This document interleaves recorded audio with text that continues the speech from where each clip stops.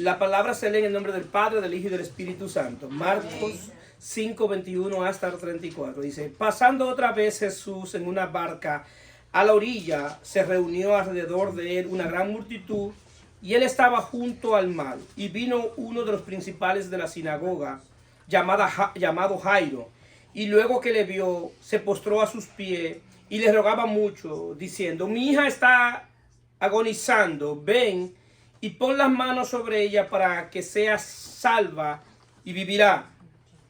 Fue pues con él, y le seguía una gran multitud y le apretaban. Pero una mujer que desde hacía 12 años padecía flujo de sangre y había sufrido mucho de muchos médicos y gastado todo lo que tenía y nada había aprovechado, antes le iba peor. Pero cuando oyó hablar de Jesús, vino por detrás entre la multitud y le tocó su manto, porque decía, si tocare tan solamente su manto, seré salva.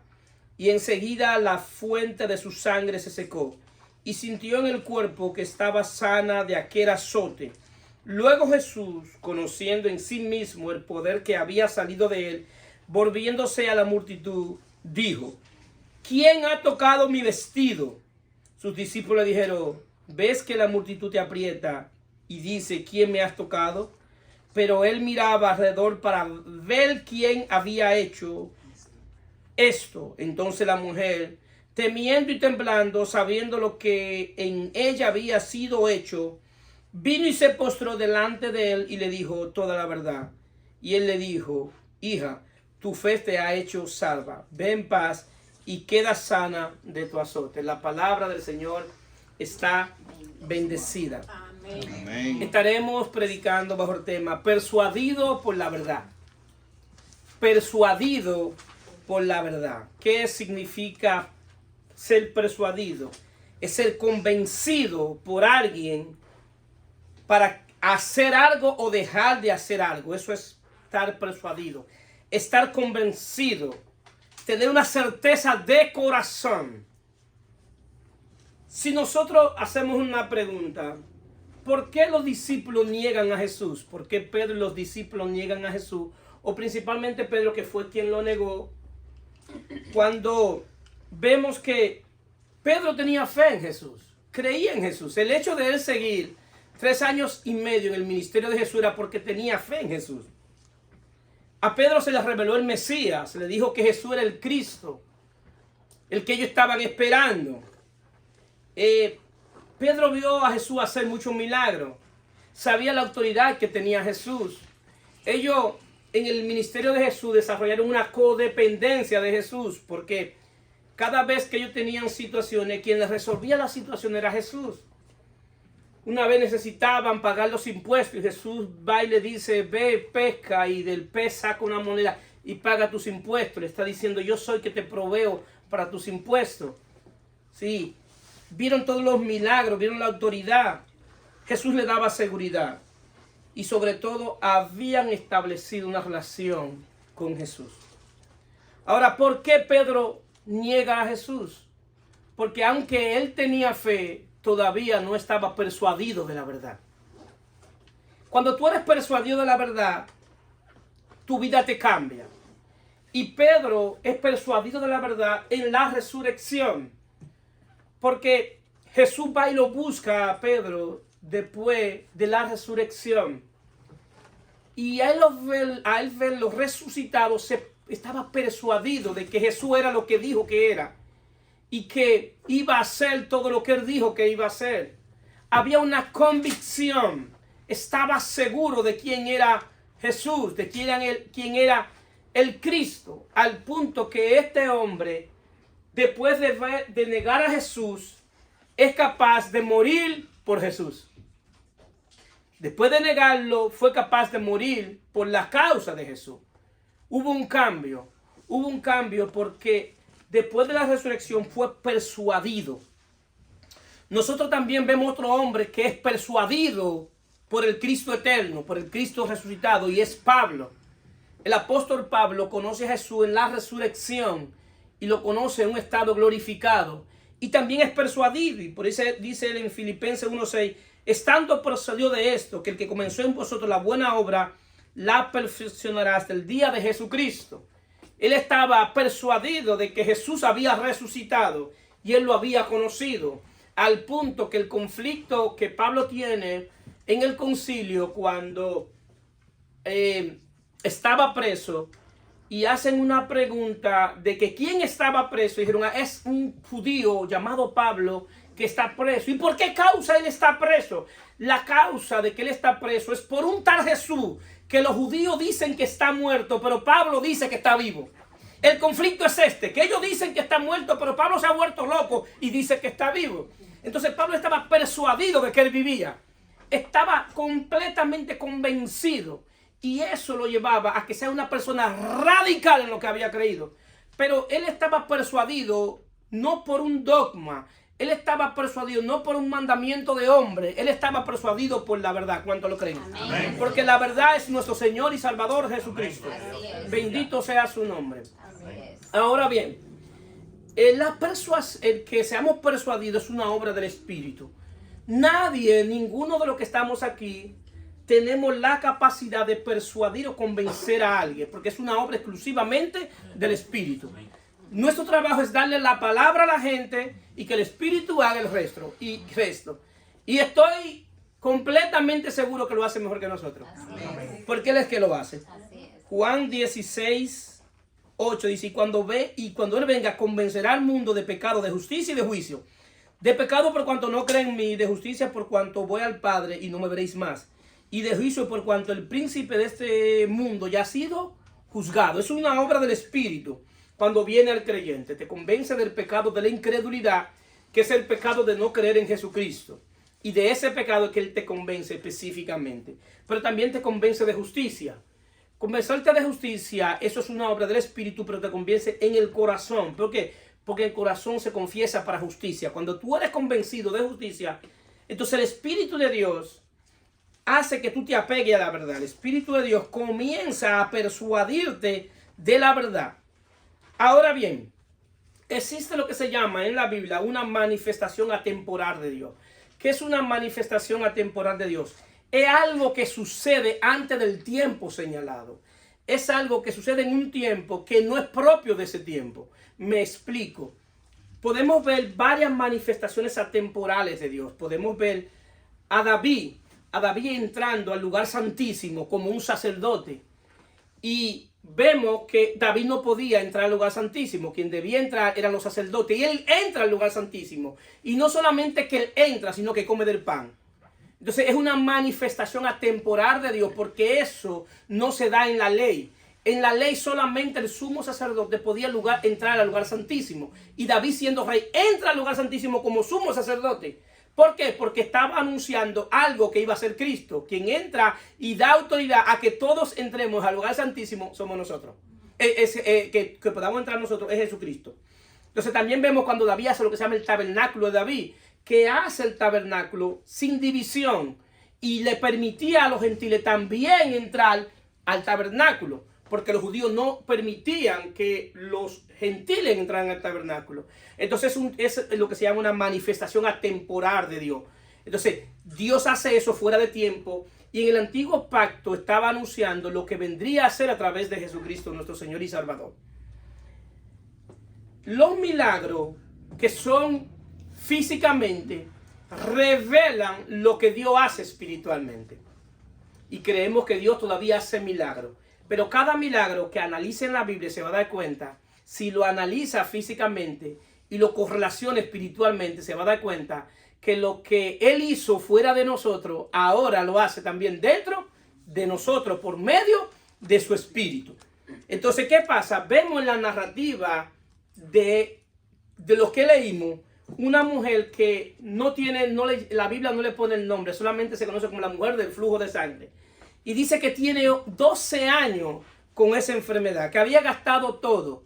Y lo peor no era que había gastado todo, sino que le iba peor cada día más. Es decir, que su condición de salud iba empeorando. Pero no solo eso, sino que la ley de Moisés la condenaba. Porque en Levítico 15, del 25 al 31, habla la ley de Moisés sobre la ley de la impureza. Y ella era considerada en ese momento una mujer impura porque tenía flujo de sangre. El problema se agrava más porque la ley se dividía en dos. Se dividía para aquellas mujeres que tenían menos de 7 días con la impureza, con el flujo de sangre. Y se complicaba para aquellas que tenían más de 7 días. ¿Qué sucede? La consecuencia de esa mujer salir a la calle y tocar las cosas hacía que todo lo que ella tocara era impuro. Donde ella se sentaba era impuro. Donde se acostaba era impuro. Todo lo que ella podía tocar era impuro.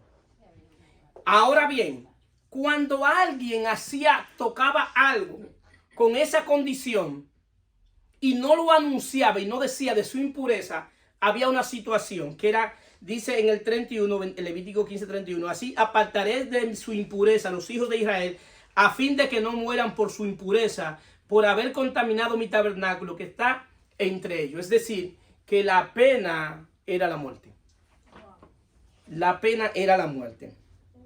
Entonces esta mujer tenía una situación difícil, había gastado sus recursos. Lo peor de todo era que no podía confiar en la ley. Ni podía confiar, ni tenía esperanza de que un día podía mejorar, porque las cosas iban empeorando.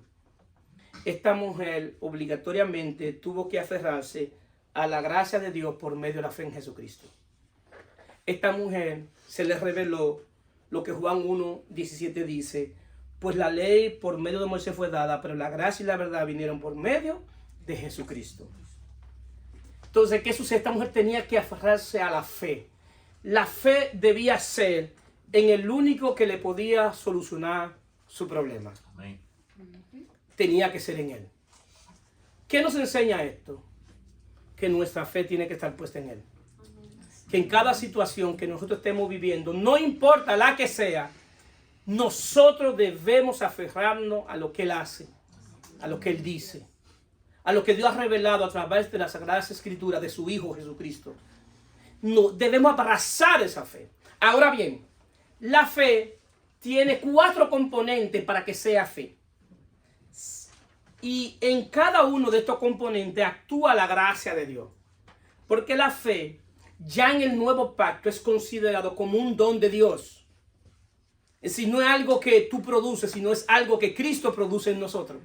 Por eso Efesios nos dice que es un don de Dios.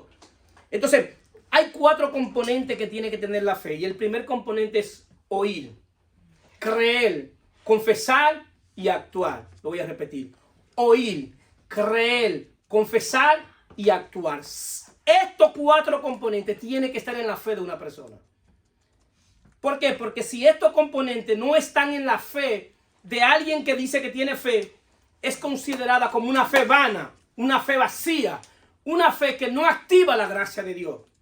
Es decir, que para yo activar la fe, activar la gracia de Dios, esta fe tiene que tener estos 4 componentes. Y en cada uno de estos componentes, la gracia de Dios nos va a ayudar a seguir caminando. Entonces nosotros vemos, ¿qué dice el texto? Marcos 5:27. Cuando oyó hablar de Jesús, vino por detrás entre la multitud y tocó el manto. Es decir, que para ella tener fe en Jesús tenía que escuchar ¿de quién? De Jesús. Y por eso es que el centro del evangelio es la predicación de Jesucristo. Por eso es que nosotros podemos saber de todos los personajes bíblicos, pero verdaderamente lo que va a formar la fe es escuchar de él. Es que nos hablen de él, que nos expliquen de él, que nos enseñe de él. Y Romanos 10:17 dice: así que la fe es por el oír y el oír por la palabra de Dios. Entonces, en la Biblia, Jesús es considerado, según Juan 1:1, que Jesús es el verbo, que es la palabra de Dios hecha carne. Sí, la palabra se encarnó. Y en el contexto bíblico es la palabra de Dios, es el logo. El logo debe ser revelado por el rema, que lo da el Espíritu de Dios. Entonces, quien nos revela a Jesucristo es Dios por medio del Espíritu. Entonces, la palabra de Dios es Jesucristo. A ver, la Biblia también es la palabra de Dios, pero es la palabra escrita. Ahora bien, un concepto que todo aquel que ha entrado a estudiar las Escrituras. La Biblia no se lee, se estudia. Porque si usted la lee y no la estudia conforme a las reglas de interpretación, va a vivir toda la vida sacando texto fuera de contexto. ¿Por qué? Porque hay cosas que yo necesito dominar como estudioso de la Biblia. Hay unos recursos que yo tengo que entender cuando me acerco a las Sagradas Escrituras. ¿Por qué se dijo? ¿Para quién se dijo? ¿En qué tiempo se dijo? ¿Se dijo en la ley o se dijo en el pacto de la gracia? ¿Se dijo antes de la cruz o se dijo después de la cruz? ¿Cuál fue la mentalidad del que lo dijo? ¿Cuál es la mentalidad del que escuchó? ¿Qué quiso decir el que lo dijo? ¿Y qué entendió el que escuchó? ¿Cuál es la cultura en que se dijo? ¿Se dijo por un problema cultural o se dijo como un mandamiento? Hay muchas cosas que debemos aprender. Cuando Dios le habla al pueblo de Israel a través de Oseas 4:6, dice: mi pueblo fue destruido por falta de oración. No. Mi pueblo fue destruido por falta de ayuno. No. Mi pueblo fue destruido por falta de congregarse. No. 4:6. Mi pueblo fue destruido porque le faltó el conocimiento. Hay una consecuencia. Por cuanto desechaste el conocimiento, yo te echaré del sacerdocio. Es decir, que no tener conocimiento de las Escrituras tiene consecuencias.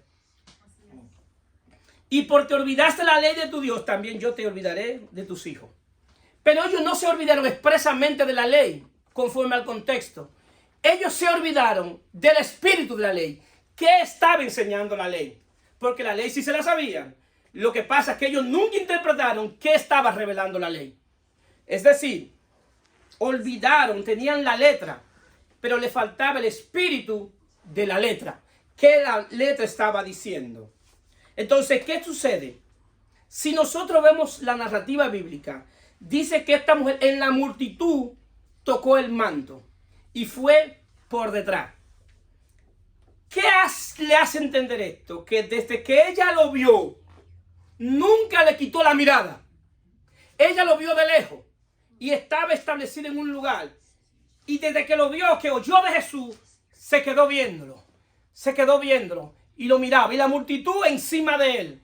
Ustedes se imaginan una multitud de hombres con el mismo color, con la misma, quizás el mismo tamaño, el mismo peinado, blanco todo. Y todo caminando juntos. Y quizás hombres más grandes que él que lo tapaban. Y él ahí, pero ella lo miró y se quedó viéndolo. Y le pasó por el lado y se quedó viéndolo. ¿Por qué yo sé que le pasó por el lado? Porque ella fue por detrás. ¿Qué dice las Escrituras? Puesto los ojos en Jesús, el autor y consumador de la fe. La fe de ella era una fe que el objeto de su fe puso la mirada. La fe nuestra tiene un problema. Que muchas veces nosotros quitamos la mirada de Jesús y la ponemos en la mirada de otro. Y ponemos la mirada en el hombre. Y esto no está diseñado para que usted ponga la mirada en ningún hombre. En el único que usted tiene que poner la mirada en Jesús. Porque el único que no le va a fallar es Jesús. Amén. Entonces, ¿qué sucede? Aquí vemos este componente de la fe, que es oír. Pero hay otro componente de la fe. Ahora bien, viene el creer. Pero yo necesito oír para este tiempo lo que Pedro le llama la verdad de Dios en Cristo. Lo que Pablo le llama la verdad de Dios en Cristo. Y Pablo le llama la verdad presente, la verdad que gobierna un pacto. Este pacto es gobernado por la revelación de Jesucristo. Lo que Jesús le habla a Pedro. Y sobre esta roca edificaré mi iglesia. Y la roca es Jesucristo. Y la revelación es lo que Pedro le dice. Tú eres el Cristo, el Hijo de Dios viviente. Y él le dice, y tú eres Pedro. Y te digo que sobre esta roca edificaré la iglesia. La iglesia está edificada sobre la revelación de Jesucristo. No sobre la revelación de un hombre, sino lo que revela Dios a través de su Hijo. Entonces, por eso ahora yo debo oír esa verdad que es en Cristo Jesús. Y por eso Efesios 1:13 dice, en él también vosotros, habiendo oído la palabra de verdad, el evangelio de vuestra salvación, y habiendo creído, ¿en cuál evangelio? En el evangelio de verdad, el evangelio de vuestra salvación. Y dice, fuiste sellado por el Espíritu Santo de la promesa. Vemos los dos primeros componentes de la fe, pero vemos una respuesta de Dios ante estos dos componentes. Y la respuesta de Dios es que te sella. Viene el sello del Espíritu. En la Biblia hay términos que son sinónimos, que aunque lo diga de una manera en un lado, en otro lado lo dice de otra manera, pero es lo mismo.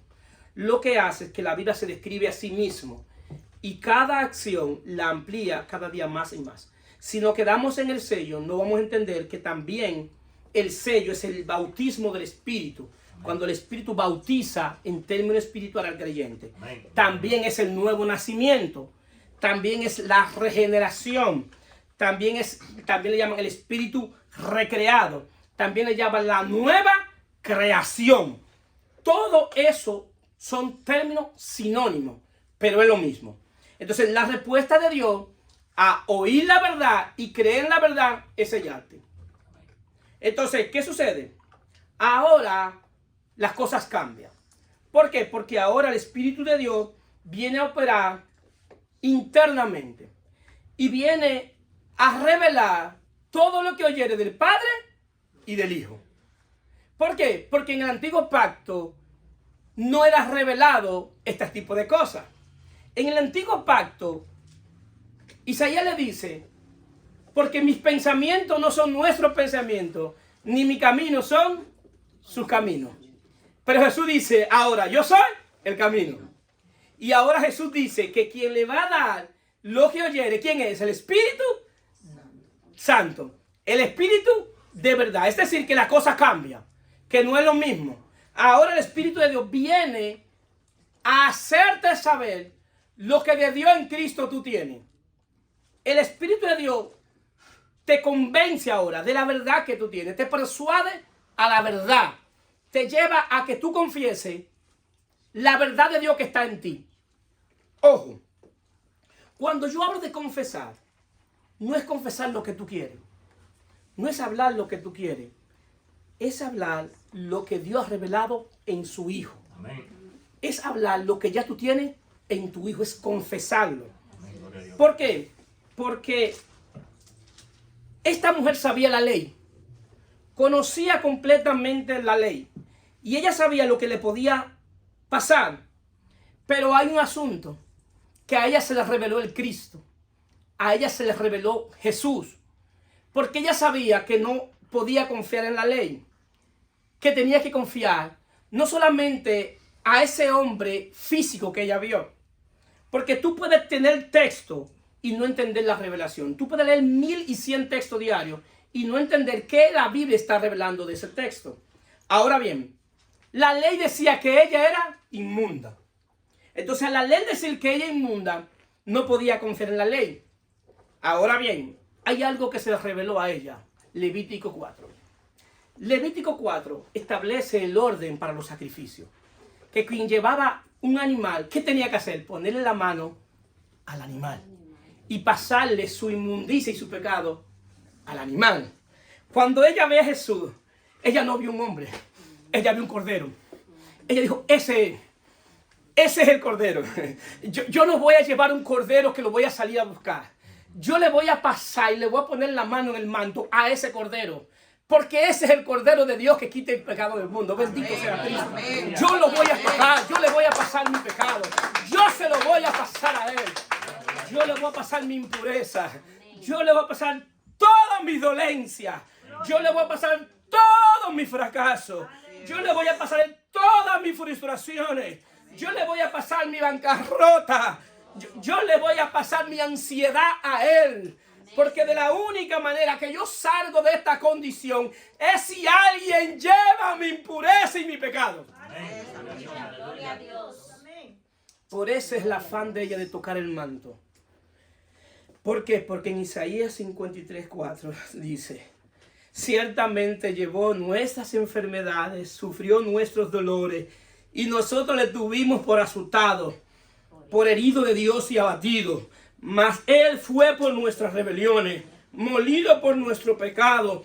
El castigo de nuestra paz fue sobre Él, y por su llaga fuimos nosotros curados. Bendito sea su nombre.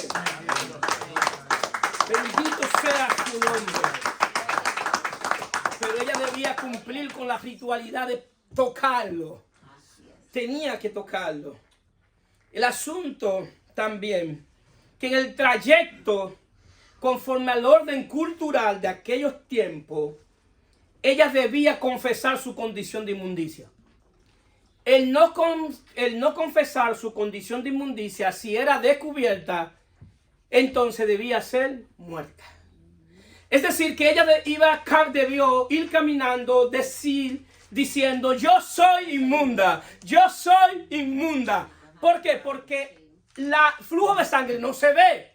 Entonces ella tiene que decir su condición para que los demás se cuiden. Entonces ella tenía que confesar su condición. El asunto que ella no confesó su condición. Ella, ¿qué decía? Porque decía, si tocare tan solo su manto seré salva. Cambió el vocabulario. La mentalidad de derrota de muchos de nosotros es por el vocabulario que tenemos. Porque hablamos como derrotados. Y no es confesar lo que yo quiero, es confesar lo que Dios dice en su palabra. Amén. Es decir, lo que Él dice de mí. Sí, confesar es qué Dios ha dicho de ti en su palabra. Tú debes preguntarte qué Él ha dicho de ti. Que nos dio vida cuando estábamos muertos en delitos y pecados. Que somos más que vencedores por estar en Él. Que hemos sido bendecidos con todas las bendiciones espirituales en lugares celestiales. Que nos hizo heredero y coheredero juntamente con Cristo. Que solamente en Él tenemos salvación. ¿Cuántas cosas más? Si hoy digo todo lo que la Biblia dice de todos aquellos que han creído en Cristo Jesús, no terminamos hoy. Tendríamos que irnos a las 5 de la tarde diciendo paso por paso lo que Dios ha dicho. Y el asunto, cuántas veces nosotros lo que hablamos, lo que escuchamos, creamos muchas veces una atmósfera espiritual alrededor de nosotros. Que Dios no me ayuda. Que mira cómo me va. Que estos son los problemas que tengo. Que esta situación. Declárate en Cristo más que vencedor. Declárate más que vencedor. Cada día más declárate más que vencedor. Que tú misma te convenza. Que tú mismo te convenza, te persuada de lo que Dios ha dicho en Cristo Jesús. Que tú seas capaz de mirarte al espejo y decirte lo que Dios ha dicho y dítelo tú mismo. Hasta que quede convencido. Y hasta que no quede convencido, no salga de esa habitación confesando eso. ¿Por qué? Porque los grandes conflictos que nosotros tenemos es por nuestra manera de hablar. Y nuestra manera de hablar es porque muchas veces todavía nuestros pensamientos pensamos como personas caídas. Y no como personas que hayan sido reconciliados en Cristo. Amén. Amén. Dice, justificado, pues por la fe tenemos paz para con Dios, por medio de Jesucristo. ¿Qué te dice eso? Que ya tú no eres prófugo de la justicia de Dios. Amén. Que Dios no anda detrás de ti para castigarte. Amén. Que a ti no te persigue una maldición generacional. Que a ti te persigue el bien y la misericordia. Amén. Todos los días de tu vida. Amén. Mientras tú en esta vida te va a perseguir el bien y la misericordia. Eso es lo que Dios ha dicho de nosotros. Y yo tengo que repetirlo. A mí me sigue el bien. A mí me sigue la misericordia. Yo soy más que vencedor por aquel que nos amó. Amén. Así es. Debes confesar lo que Dios ha dicho. Por eso, Romanos 10:9 dice, porque si confesares con tu boca que Jesús es el Señor y creyeres en tu corazón que Dios le levantó de los muertos, serás salvo. Porque con el corazón se cree para justicia, pero con la boca se confiesa para salvación. Así es. Es decir, que yo tengo que confesar lo que está en mi corazón. Confesar no es negar la realidad, sino confesar es una verdad superior a tu realidad. No es negar si estoy enfermo, no es negar. Yo no estoy enfermo. No. Yo voy a confesar algo superior a esa enfermedad, que por su llaga hemos sido nosotros curados.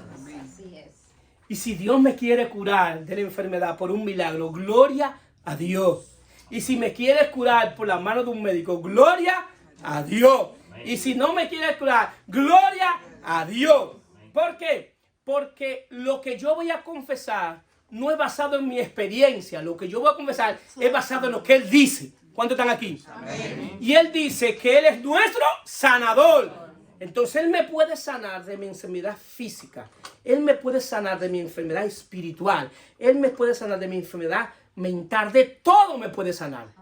El mayor milagro que Dios ha hecho ha sido la salvación. Pero hay cosas que son añadiduras. Todo lo demás es añadidura. Y Dios lo puede hacer. Pastor, ¿y por qué usted dice eso, que Dios lo puede hacer? Porque desde Génesis y Apocalipsis Dios ha ido sanando a diferentes personas. Amén. Y Dios es inmutable. ¿Qué es inmutable? Que no cambia. Es el mismo ayer, hoy y siempre. Lo que cambia es la manera como Él lo hace. Ahora Él lo puede hacer. Tú en tu habitación, orándole y pidiéndote que te sane, o poniéndole a alguien por medio del don de milagro que te ponga la mano y ore por ti, y Dios lo puede hacer. ¿Cuánto lo creen? Amén. Yo no puedo limitar a Dios. No puedo limitar lo que Dios es capaz y tiene poder para hacerlo. Lo que te aseguro que todo lo que Dios hace, lo hace para la alabanza de su gloria. Amén. Que cuando Él lo haga, a quien le vamos a dar la gloria es Amén. A Él. Amén. Y vamos a testificar de la grandeza de tu gloria y de la abundante riqueza de su gracia. Bendito sea su nombre. Cambiemos el vocabulario, queridos hermanos. El ejemplo de cómo se debe cambiar el vocabulario no lo puede, solamente la Biblia puede hacer eso en nosotros por medio del Espíritu. 2 Corintios 4:13. Pero teniendo el mismo espíritu de fe, conforme a lo que está escrito, creí, por lo cual hablé. Yo no voy a hablar de lo que yo crea. Yo voy a leer. Y lo que diga de mí, os voy a hablar. Nosotros también creemos, por lo cual también hablamos. La Biblia debe cambiar tu vocabulario. Si la Biblia, junto con el Espíritu, no ha cambiado tu vocabulario, tienes que comenzar a investigar en quién tú has creído. Tienes que comenzar, busca dónde creer. Vete a cualquier lugar a ver si encuentra la verdad. Vete a cualquier lugar. Porque tu fe no ha sido una fe verdadera. Tú no has sido persuadido por la verdad.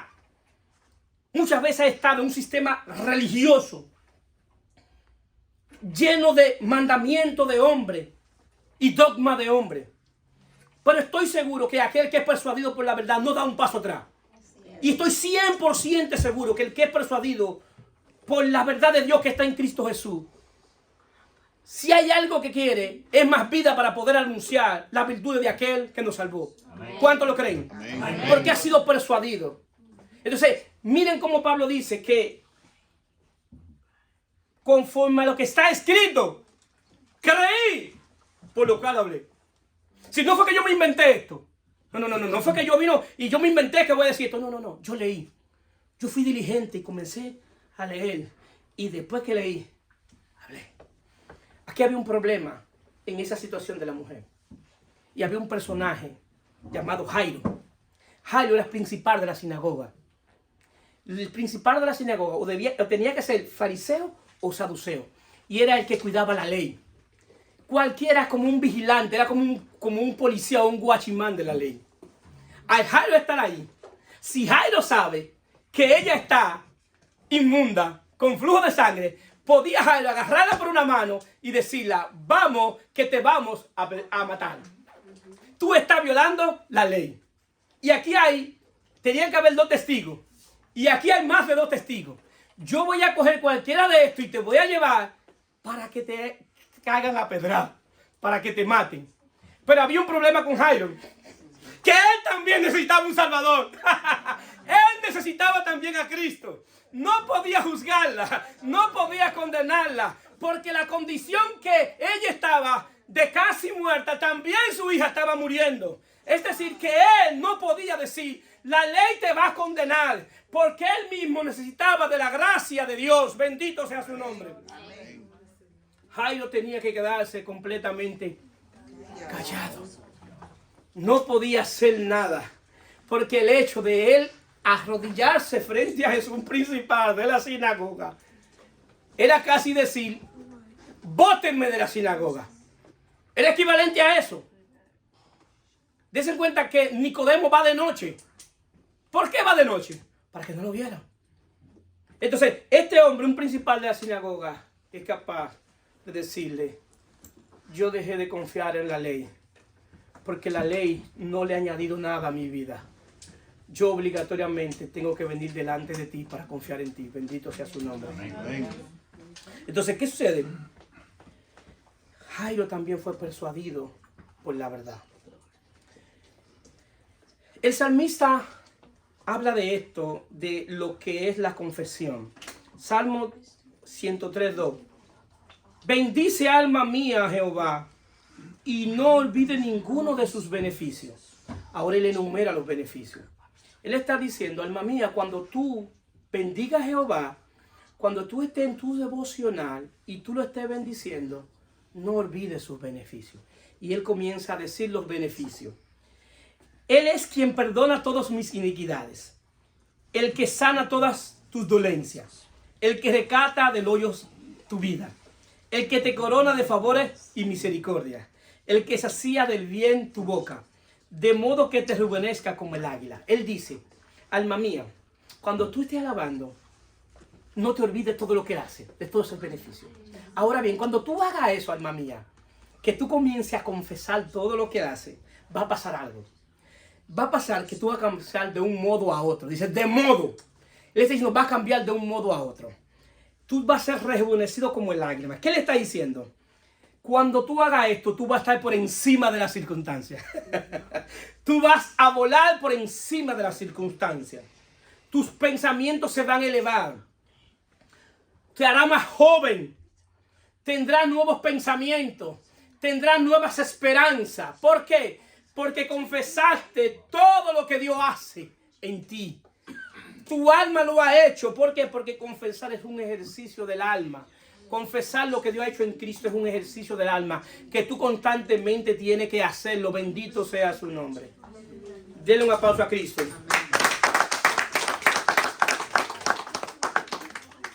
Entonces nosotros vemos ahora el cuarto componente de la fe.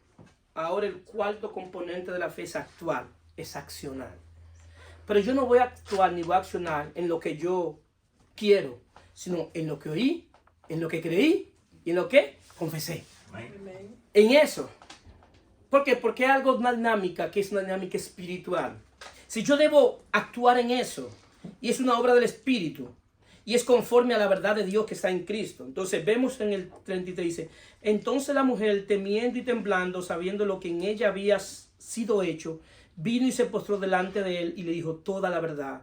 Y le dijo, hija, tu fe te ha hecho salva. Ve en paz y queda sana de tu azote. Solamente un toque con el maestro fue sanada.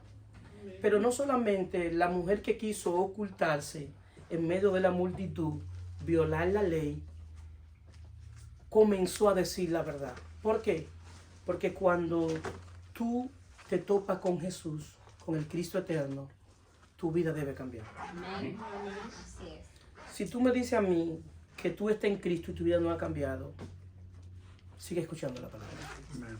Sigue viniendo a la iglesia. Sigue, no hay problema. ¿Por qué? Porque no hay ese en la Biblia que le haya conocido que lo niegue. Que le haya conocido. Pastor, Judas anduvo con Jesús. Judas nunca se arrepintió. Judas nunca fue cristiano. Siendo el tesorero, robaba todavía de lo que estaba en la bolsa. La razón por la cual Satanás tuvo derecho legal sobre Judas fue porque nunca se arrepintió. ¿Qué te implica eso? Que si tú no te arrepientes, también Satanás tiene derecho legal sobre ti. Tienen que saberlo. Son verdades bíblicas que hay que saberlo. Porque lo que le da derecho a Satanás es el pecado, la falta de arrepentimiento. Entonces, hasta que yo no me arrepienta, no le he quitado el derecho legal a Satanás sobre mi vida. Entonces esa es la razón que nosotros podemos ver gente que están en la iglesia y no cambian. ¿Por qué? Porque no han tenido un arrepentimiento genuino. No han sido persuadidos por la verdad y todavía siguen la religión. Y hay gente que pasa de una religión a otra y siguen la misma religión. Pero Cristo no es religión. Cristo es más que una relación, es una comunión íntima con el Dios eterno, con tu Creador. Amén. Entonces, nosotros tenemos que analizar qué fe que yo tengo. Si mi fe es una fe vana, una fe vacía, o si mi fe es una fe que me ha persuadido de la verdad. Porque no hay manera, créame, no hay manera, cuando tú has sido persuadido por esa verdad, de que tú no quieras servirle. Si hay algo que yo he notado, que cada día cuando tú eres persuadido de la verdad, tú tienes más amor por Dios, más amor por su santidad, más amor por su palabra. El único lugar, el domingo, para aquellos que verdaderamente han creído, que tiene valor el domingo, es venir a adorar y glorificar el nombre de Cristo. Celebrar su victoria en la cruz del Calvario. Y no implica eso que yo cojo una vacación y con mis vacaciones. Pero después que yo conocí a Cristo, para mí no hay día más maravilloso que el domingo. Y es porque vengo a celebrar la victoria de Cristo en la cruz del Calvario. Porque esa victoria me hizo libre. Donde yo me arrepentí no entendían por qué cuando yo escuchaba el nombre de Jesús yo me volvía loco y me decían el loquito. Pero que ellos no sabían que yo escuchaba el nombre de aquel que me hizo libre. Que solamente yo sabía lo que había vivido fuera de él. Solamente yo, nadie podía entenderlo. A mí solamente me puede entender el que vivió lo que yo viví fuera de Cristo. Solamente ese me puede entender. Y cuando yo vi que ese Dios, aún yo siendo un rebelde, haciendo 1000 y 10,000 diabluras, me alcanzó por su gracia. Yo mismo me preguntaba y un día le dije, ¿qué clase de Dios tú eres? Yo no te entiendo. Porque si lo más que yo he hecho es negarte, ¿cómo es que tú me has amado tanto? ¿Cómo es que tú me amas? ¿Qué clase de Dios tú eres? Yo no te entiendo. Y entré en crisis con ese 10 que yo me había topado. Porque me habían pintado un Dios muy diferente al que yo conocí. Y el Dios que yo conocí es un Dios que no importa en qué condición tú estás, si tú verdaderamente crees en Él, Él no se desecha. No importa la condición que tú estás, Él no te desecha. Pastor, que estoy en el piso, si confía en Él y cree en Él y eres persuadido por la verdad, Él no te deja en el piso. No importa la condición que tú estés. Hay un Dios que sana, que salva, liberta, bendice, prospera. Ese Dios es el Dios que nosotros le servimos, no es otro, es el que está en la Biblia. Ese es el Dios que nosotros predicamos y es el que nosotros creemos. Entonces, ¿qué sucede?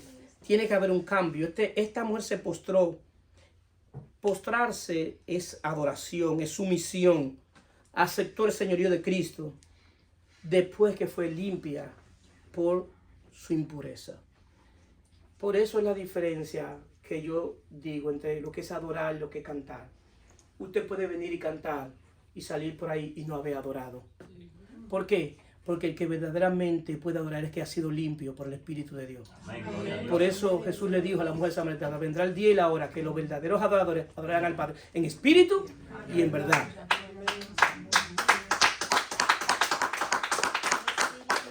Sigue. Gloria a Dios.